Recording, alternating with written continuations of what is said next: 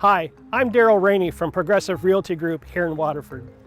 Growing up in Waterford, I've always known this building as an apartment complex. My brother even rented here in the 1990s. But did you know that this was once one family's home? And at one point it was a Catholic seminary and even a hospital. Our pal James from the Waterford Heritage and Agriculture Museum shares the story of this prominent historical Waterford home.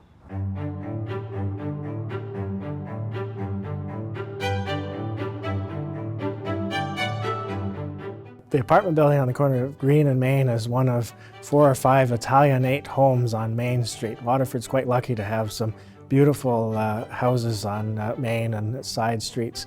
Of course, all deriving from the wealth that was brought by the railroad and agriculture, both of those key components. But that particular property is commonly referred to as the York House, or Colonel York's house. And that's because it was built by the York and Savrine families. It started in the 1890s and finished in 1893. And Colonel York was quite a prominent citizen in town. His first name was Isaac. He was involved with the militia and rose to the rank of lieutenant colonel. So during that period of time, everybody just referred to him as the Colonel. That was a popular thing to do. But he was the druggist in town, and he had a large drugstore on Alice Street, and that's where most of the wealth comes from. Although it did help that he married Alice Savrine, and that was quite a wealthy and influential family in Waterford. The two families joined together, built this lovely estate, and we're quite fortunate to have it as still part of the fabric of Waterford's built heritage. So the house screams Italianate, and that was a particularly popular style for the late Victorian period. Its main characteristic is that there's a tower on its facade front, which is quite evident with that house, and also its high roofed peak lines. So that's definitely one of the main features of the building, apart from its overall size. It's a big house. There are a number of neat elements to it, the woodwork and trim, the placement of bricks and stained glass windows, which some remain, some don't to this day, but overall it's pretty much as you would have seen it when it was original and with the York family. We're quite fortunate to have a number of photographs in the museum's collection that actually show interior views of the York Savrine house.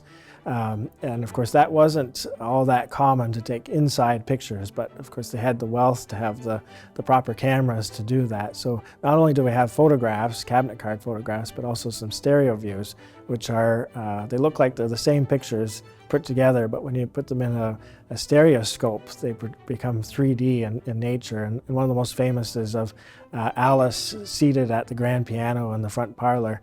Her back is to the camera, but she has her head turned slightly, and you can see on the wall there's a picture mirror, and her face is seen in the mirror. It's a little spooky, but it's quite neat how they've set that up.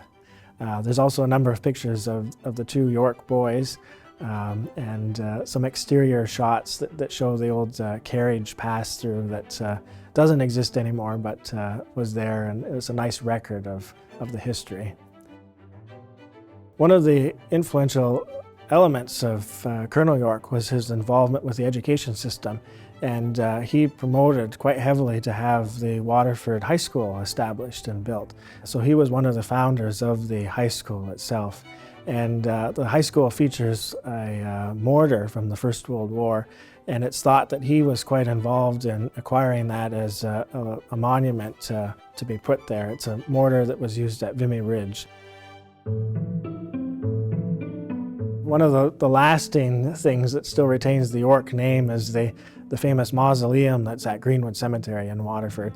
And that's actually a heritage designated structure. It's quite unique in its style and design, but that's where the remains of the Colonel and Alice and his one son are to this day, of course. It's funny because the second son, when he passed, he refused to be put into the mausoleum. That was recorded in his last will and testament. So he's actually 6 feet under to the left side of the front door of the mausoleum itself. So that's kind of an interesting history that they've left.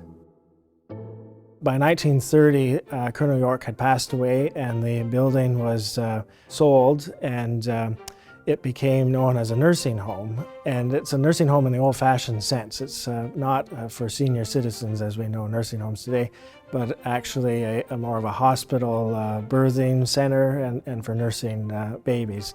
And that operated until 1940. And it's thought that it was closed, not because there wasn't a need, but again, because of the Second World War, there was an increased need for medical staff, so a lot of them were recruited, drafted, and sent overseas to support the war effort. So the hospital closed, and it was bought by the Catholic Church, and they turned it into a seminary for a number of years, and eventually into a nursing home as we know it today for the senior citizens. And by the early 1960s, that was dissolved and it was purchased privately and turned into apartments, and that's how it remains today. The building as you see it today is pretty much how you would have seen it when it was first built. There's some nice features, including the York stamp in the sidewalk out front, and also the iron railing fence that goes around the property. That's part of the fence that actually lined Main Street at one time, and it was cast at Waterford's famous Greens Foundry, which has quite an important history, and that's a whole other story. Waterford has several heritage homes. This is just one of them. If you're looking to move in and around the Waterford area, be sure to contact us at progressiverealtygroup.ca, your hometown realtor.